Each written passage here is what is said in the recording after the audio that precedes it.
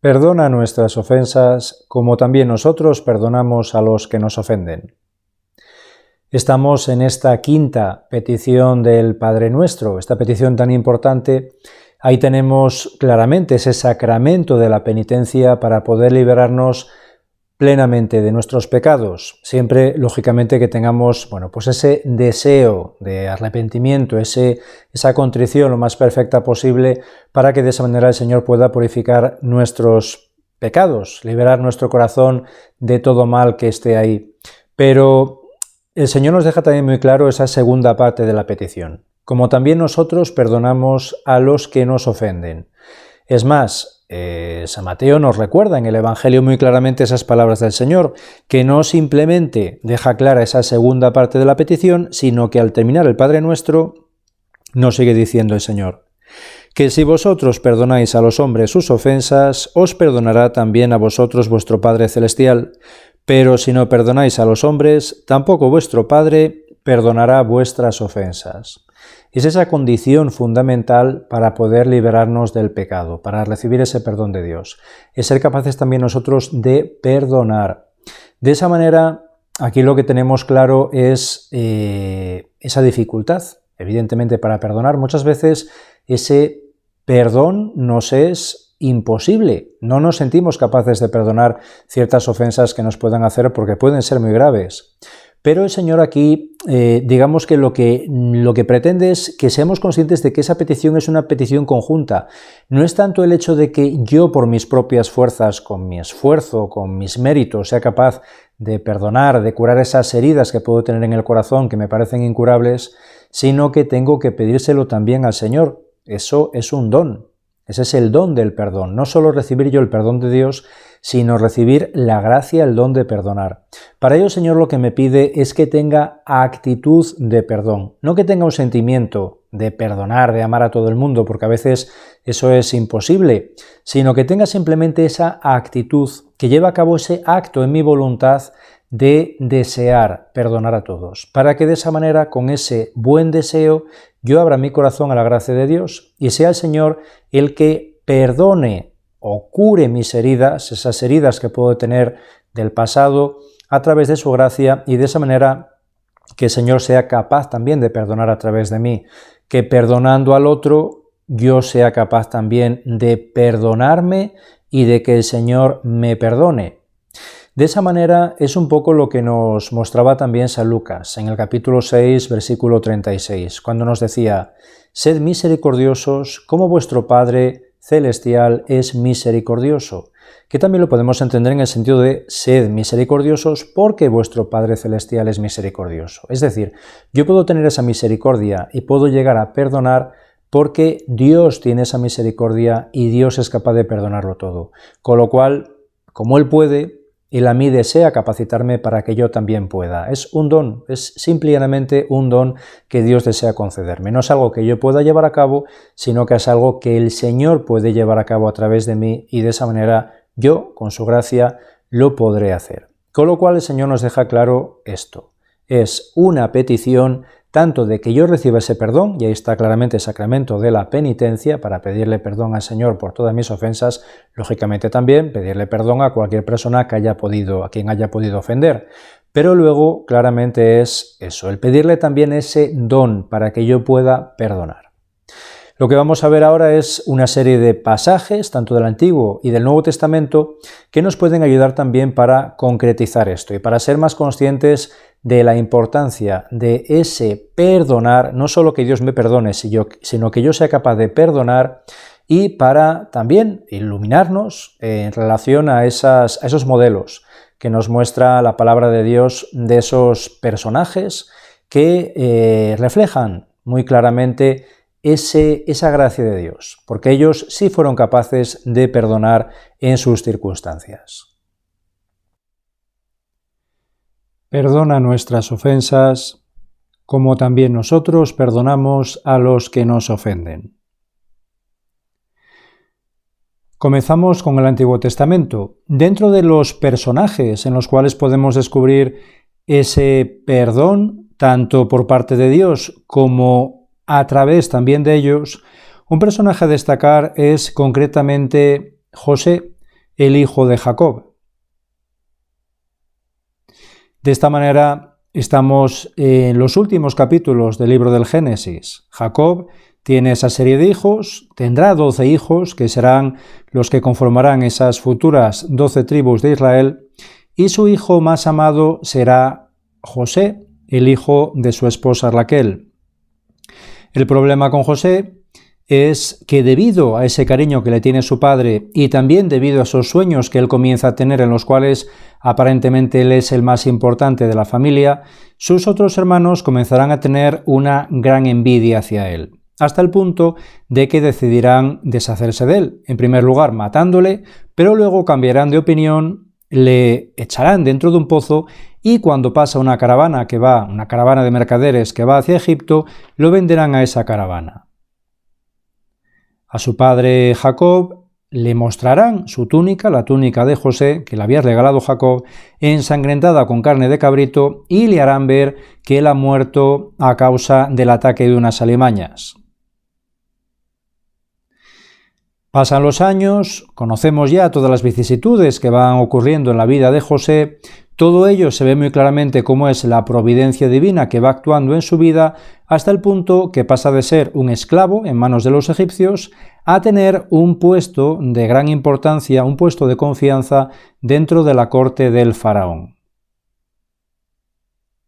Y esto es lo que le ayudará a poder luego ayudar a su pueblo, a toda su familia, porque pasan en ese momento por una tremenda hambruna y de esa manera ellos recurrirán a Egipto para poder sobrevivir y se encontrarán con José. Y en este momento, en ese encuentro, cuando uno se podría plantear que José les haría pagar a sus hermanos todo el daño que le habían hecho, sin embargo es justamente lo contrario, y ahí se muestra esa misericordia que José ha recibido a través del Señor, porque él precisamente ha descubierto esa mano de Dios en su vida en todo momento, cómo le ha estado protegiendo, y de esa manera son esas palabras que tiene José hacia sus hermanos. Estamos en el capítulo 45 del Génesis, versículo 4. José dijo a sus hermanos: «Vamos, acercaos a mí». Se acercaron y él continuó: «Yo soy vuestro hermano José, a quien vendisteis a los egipcios. Ahora bien, no os pese ni os dé enojo haberme vendido acá, pues para salvar vidas me envió Dios delante de vosotros». Y sigue diciendo: «O sea, que no fuisteis vosotros los que me enviasteis acá, sino Dios, y Él me ha convertido en padre del faraón, en dueño de toda su casa y amo de todo Egipto». Aquí se muestra claramente cómo José descubre que todo lo que le ha ido ocurriendo en su vida ha sido providencia de Dios. El deseo, la intención de Dios era precisamente que él llegara hasta ese punto a través de esas circunstancias, muchas de ellas muy dolorosas, pero a través de esas circunstancias ha conseguido tener ese puesto de importancia dentro de la corte del faraón, con lo cual, gracias a ello, su familia podrá sobrevivir. Y termina diciendo: «Luego besó a todos sus hermanos, llorando abrazado a ellos».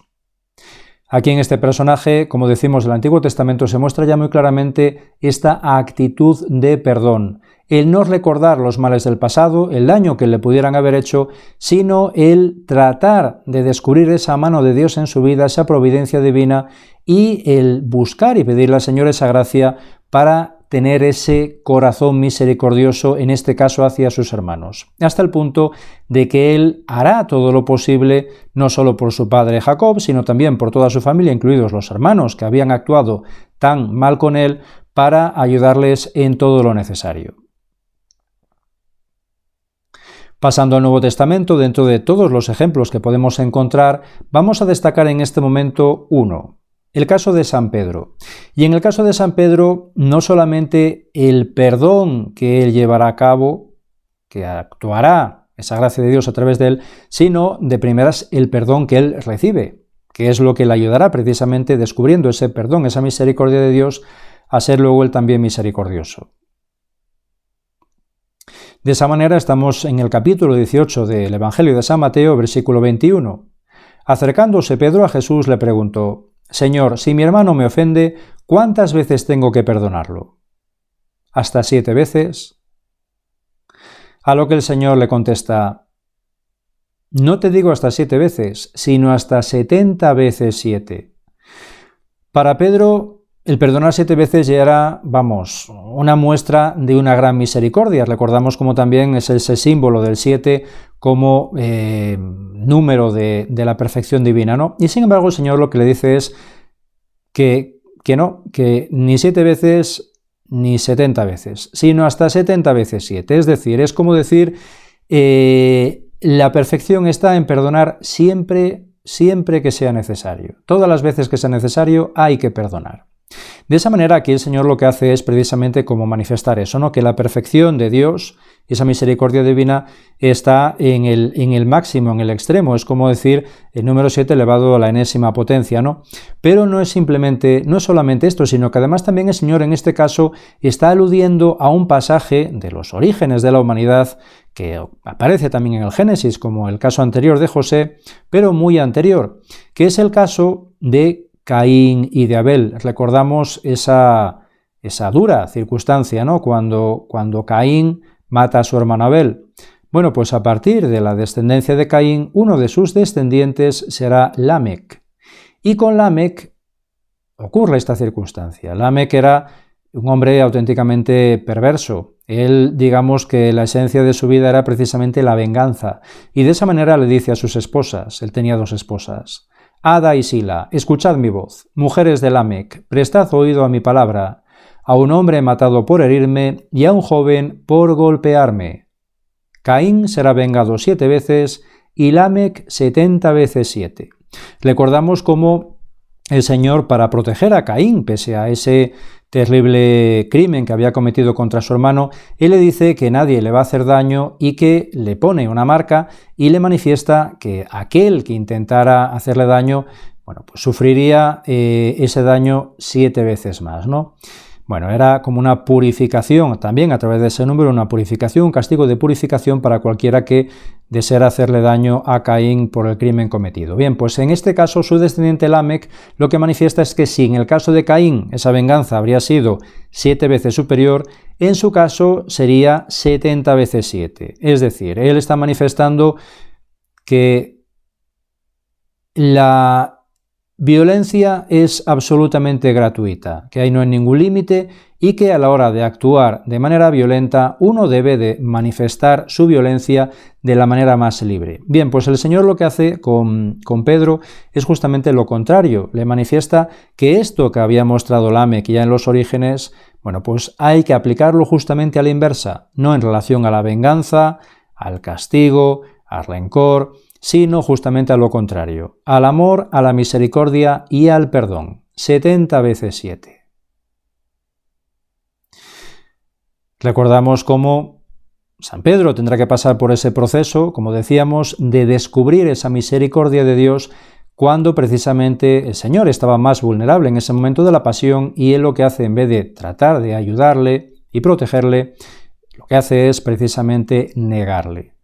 Bueno, pues en ese caso es cuando, ante esa mirada misericordiosa del Señor, ante sus negaciones, él se transforma totalmente y ahí se produce su gran conversión. Será en esos momentos de la pasión cuando él también experimente esa actitud en todo momento del Señor, ¿no? Y que se muestra muy claramente en esas palabras que nos manifiesta San Lucas. Padre, perdónalos porque no saben lo que hacen. Ahí el Señor evidentemente estaba incluyendo en ese grupo absolutamente a todos los que en ese caso estaban actuando indebidamente, pues lógicamente lo que le estaban crucificando. También ahí se incluirían, pues evidentemente Judas, se incluiría San Pedro y demás. Y lógicamente pues también nos podemos incluir cualquiera de nosotros debido a nuestras circunstancias de pecado. Bien, pues San Pedro, a partir de esa experiencia, recordamos cómo luego él también sufrirá ese martirio y martirio de cruz, él morirá crucificado, pero él lo que muestra a sus verdugos es que no es digno de morir de la misma manera como murió su maestro, como murió el Señor, y de esa forma les pide que le crucifiquen cabeza abajo. Bien, ante esa humildad de San Pedro en esos últimos momentos de su vida, nos podemos imaginar cómo él también tendría esa misma actitud hacia estos verdugos, hacia los mismos que le estaban quitando la vida, ¿no? Ese deseo de que el Padre también les perdonara en todo momento y que no tuviera en cuenta ese crimen que estaban llevando a cabo en su persona. Pues, como nos decía el Papa Francisco, amar y perdonar como Dios ama y perdona es un programa de vida que no puede conocer interrupciones o excepciones. Es decir, es algo que tenemos que pedir constantemente, tanto el ser perdonado por Dios como el ser capaz de perdonar por la gracia de Dios. Igualmente también nos decía San Juan Pablo II, tenemos necesidad de ser perdonados mucho más a menudo que de perdonar.